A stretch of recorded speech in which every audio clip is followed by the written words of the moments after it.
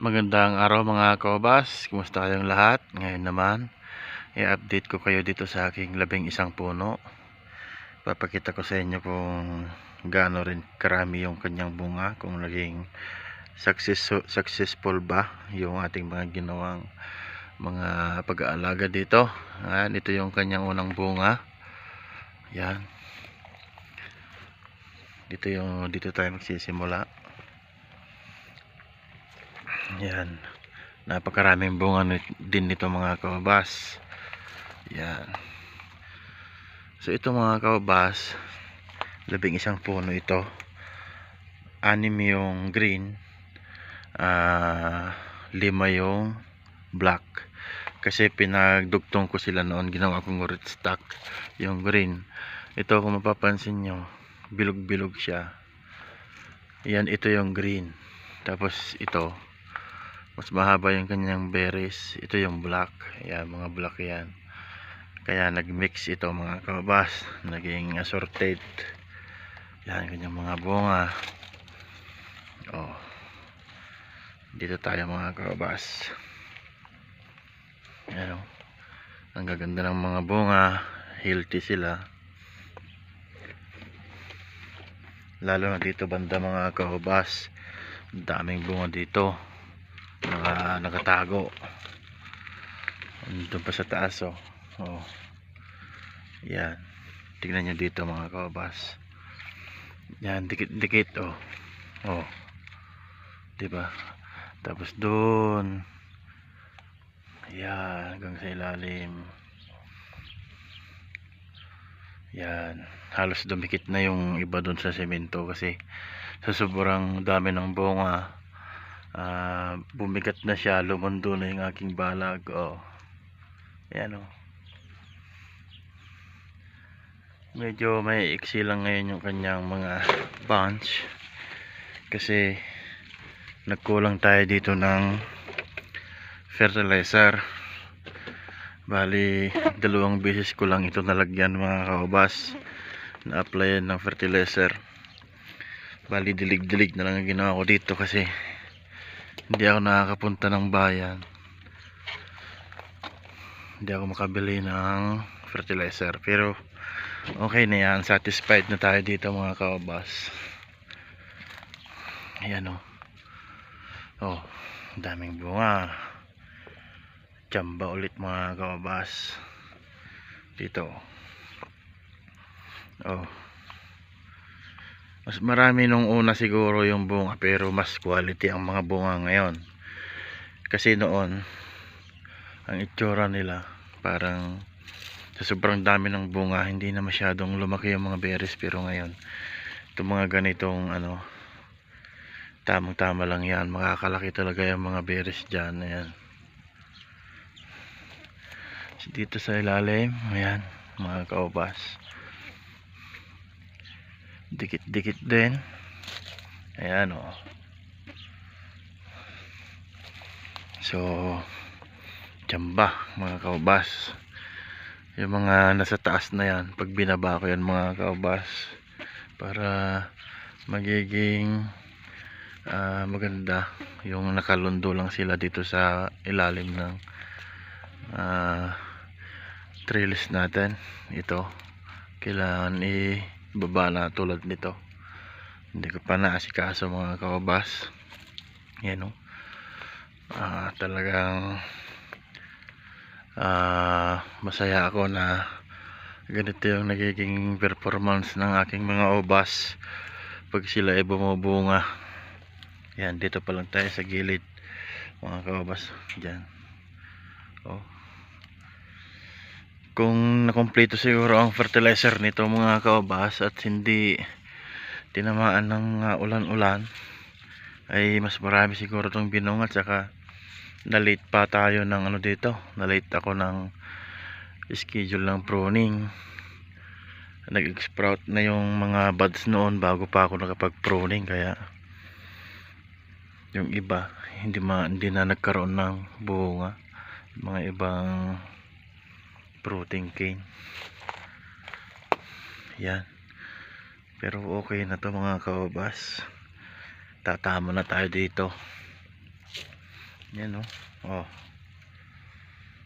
Hindi pa masyadong nakikita lahat kasi nakatago pa sila. Ayan, nakatago pa. Ayan oh. Oh.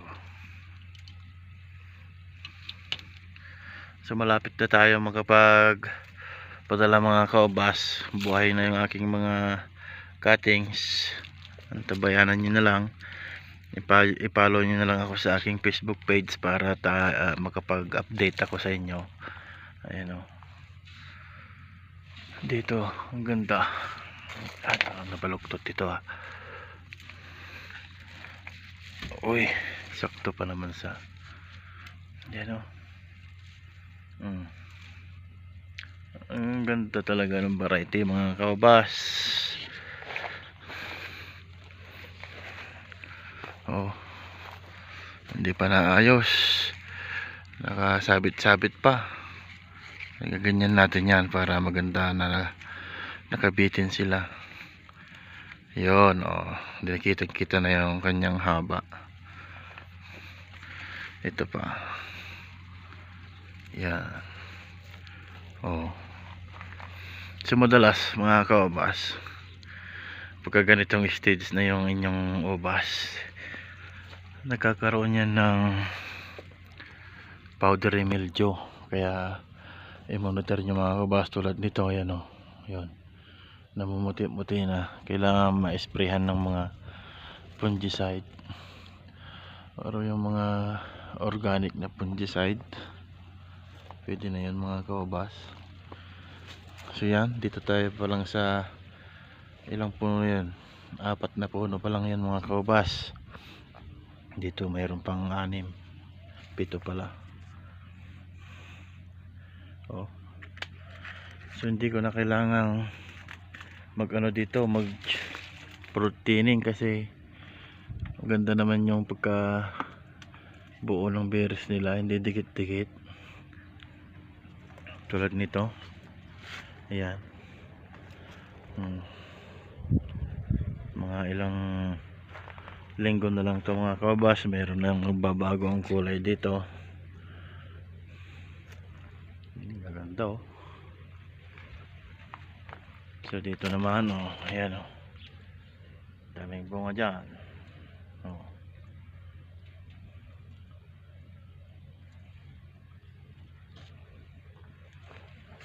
Pangalawang beses magbunga nito mga kabas. Napabunga ko ito noon, ano pa lang siya, 8 months old yata, 7 months old. Ito dapat tinatanggal natin kasi makakahawa yan. Sakit yan mga kabas, downy mildew. Yan o.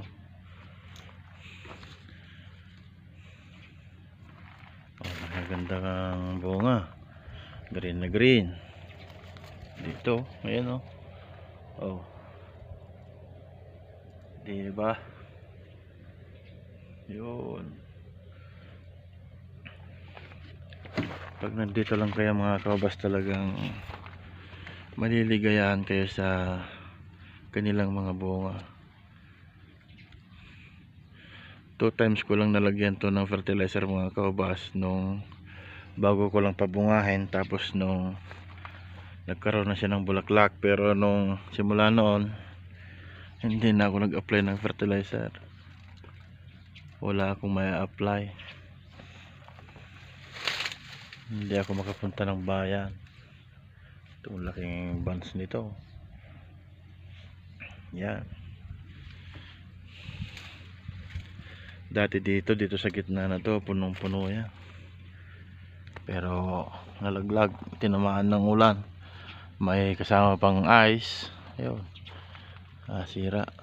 Pero okay na yan. Goods na to mga kabas.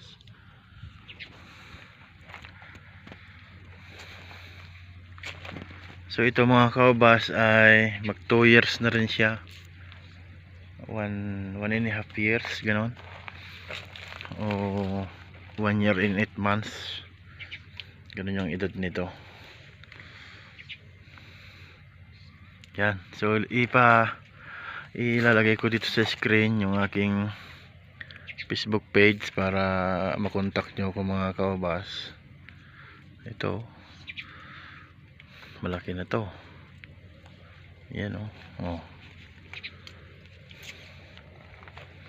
Mayroon na naman kakainin yung mga ibon. Tingnan nyo yung aking lupa. Hindi na nadadamuhan kasi wala, nabihira na ako napupunta dito.